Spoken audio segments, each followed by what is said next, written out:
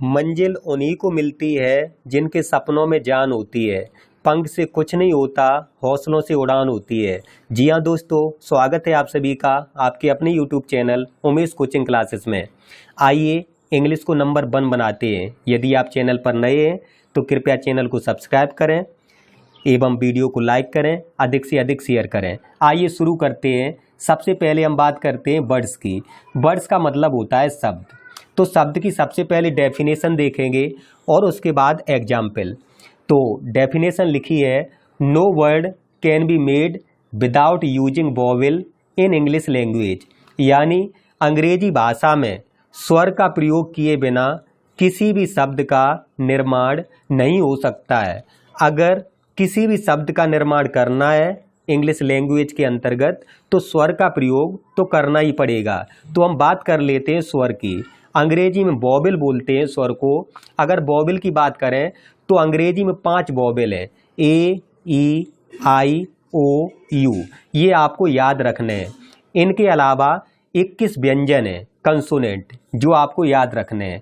अब अगर हम बात करें एग्जाम्पल की तो वर्ड्स के एग्जाम्पल हैं जैसे पेन, रोड, टीचर, स्टूडेंट। ये शब्द के उदाहरण हैं। अब हम बात कर लेते हैं सेंटेंस की। सेंटेंस का मतलब होता है वाक्य। अब वाक्य की डेफिनेशन पढ़ते हैं जैसे a sentence means A group of words that makes a complete sense. यानी वाक्य का अर्थ है शब्दों का समूह जिसका पूर्ण अर्थ हो। शब्दों का ऐसा समूह जिसका पूर्ण अर्थ हो वाक्य कहलाता है। या हम कह सकते हैं शब्दों का ऐसा समूह जिससे पूर्ण भाव व्यक्त हो या पूर्ण भाव प्रकट हो वाक्य कहलाता है। अगर हम एग्जाम्पल की बात करें तो फर्स्ट एग्जाम्पल स्क्रीन पर, Gandhi ji was a great leader. Gandhi ji एक महान नेता थे। दूसरा example, Rana Pratap suffered much. Rana Pratap को बहुत कष्ट उठाने पड़े। अब इसके बाद या हम कह सकते हैं राणा प्रताप ने बहुत कष्ट सहे। Rana Pratap suffered much. अब हम बात कर लेते हैं फ्रेज की। फ्रेज का मतलब होता है वाक्यांश। अब हम समझते हैं वाक्यांश के बारे में। डेफिनेशन देखते हैं, a group of words which makes sense but not complete sense is called a phrase. यानी शब्दों का ऐसा समूह जिसका कुछ अर्थ हो किंतु पूर्ण भाव व्यक्त न हो वाक्यांश कहलाता है। बहुत ही इंपॉर्टेंट है फ्रेज। एग्जाम्पल देख लेते हैं। जैसे एग्जाम्पल लिखा है, make a Fortune. Make a Fortune का मतलब होता है धनी हो जाना। अगर इसका हम यूज करें, वाक्य प्रयोग करें, वाक्य में प्रयोग करें तो ऐसे करते हैं जैसे इफ़ यू वर्क हार्ड, यदि आप कठिन परिश्रम करेंगे, you will make a Fortune, तो आप धनी हो जाएंगे। If you work hard you will make a Fortune, यदि आप कठिन परिश्रम करेंगे तो आप धनी हो जाएंगे। तो इस वाक्य में हमने फ्रेज का प्रयोग किया।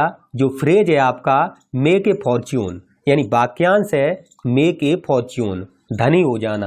अब हम समझ लेते हैं क्लाउज के बारे में, जो कि इम्पोर्टेंट टॉपिक है। क्लाउज, क्लाउज का मतलब उपवाक्य। इंग्लिश ग्रामर की दृष्टि से बहुत ही महत्वपूर्ण टॉपिक। डेफिनेशन देखते हैं, a part of sentence which has its own subject and verb is called clause. यानी किसी वाक्य का ऐसा भाग जिनमें उनका खुद का कर्ता और क्रिया होती है उपवाक्य कहलाता है। तो क्लाउज की डेफिनेशन आपको याद रखनी है। अब हम बात कर लेते हैं एग्जाम्पल की। तो क्लाउज का एग्जाम्पल है, I met her when I was child. मैं उससे मिला था जब मैं चाइल्ड था। तो ये एग्जाम्पल क्लाउज का है जो आपको याद रखना है। इसके बाद आप हेडिंग लिखेंगे काइंड्स ऑफ क्लाउज, यानी उपवाक्य के प्रकार। उपवाक्य के प्रकार की अगर हम बात करें तो उपवाक्य के 3 प्रकार होते हैं। फर्स्ट है प्रिंसिपल क्लाउज, जिसे मुख्य उपवाक्य बोलते हैं। सेकंड है कोऑर्डिनेट क्लाउज, जिसे समान पदीय उपवाक्य बोलते हैं। थर्ड है सबऑर्डिनेट क्लाउज, जिसे आश्रित उपवाक्य बोलते हैं। अब 1 बाय 1 तीनों की बात करते हैं। फर्स्ट लिखा है प्रिंसिपल क्लाउज, जिसे मुख्य उपवाक्य या मेन क्लाउज भी बोल देते हैं। जैसे that clause which has complete sense in itself is called main और प्रिंसिपल क्लॉज।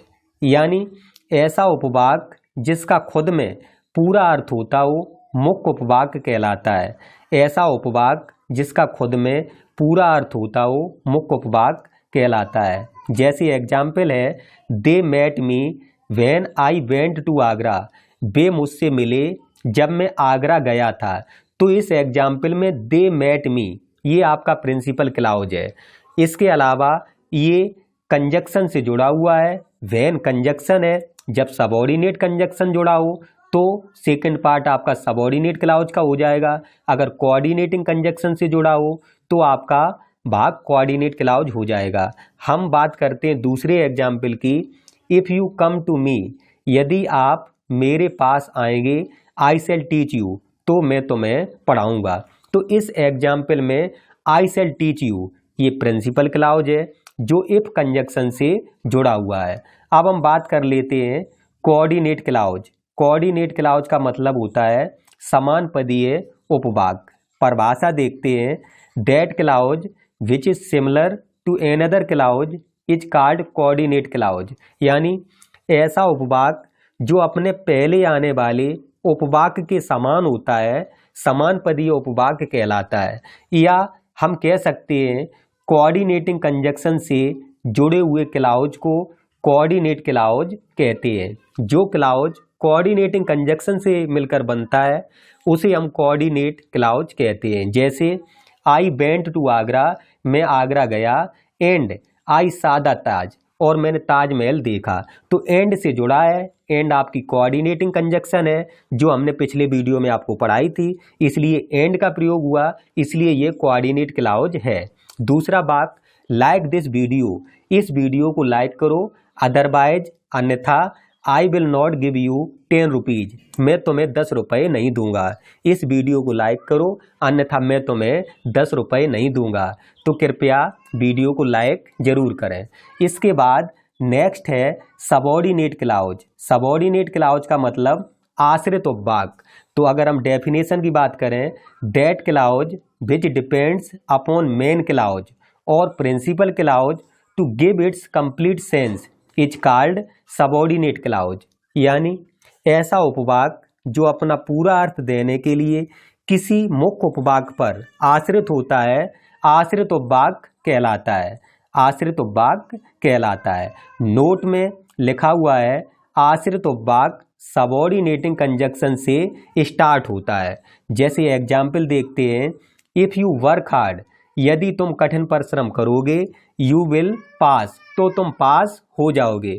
आपने देखा इफ़ यू वर्क हार्ड, तो ये जो इफ से जुड़ा है यानी सबऑर्डिनेटिंग कंजक्शन से बना है, इसलिए इसमें सबऑर्डिनेट क्लॉज है। दूसरा सेंटेंस है, if you press bell icon, यदि आप बेल आइकन को प्रेस करेंगे, you will get new notification, तो आपको नया नोटिफिकेशन प्राप्त होगा। तो इस सेंटेंस में भी इफ का प्रयोग हुआ है जो कि आपका सबऑर्डिनेट क्लॉज है। हमने देखा अगर सबऑर्डिनेटिंग कंजक्शन से कोई वाक्य मिलकर बना है तो वह सबऑर्डिनेट क्लॉज होता है, और अगर कोऑर्डिनेटिंग कंजक्शन से कोई वाक्य बना है तो वह कोऑर्डिनेट क्लॉज होता है। और फर्स्ट जो सेंटेंस है जो अपने अर्थ देने के लिए किसी भी क्लॉज पर निर्भर नहीं होता, वो आपका प्रिंसिपल क्लॉज कहलाता है यानी मुख्य उपवाक्य कहलाता है।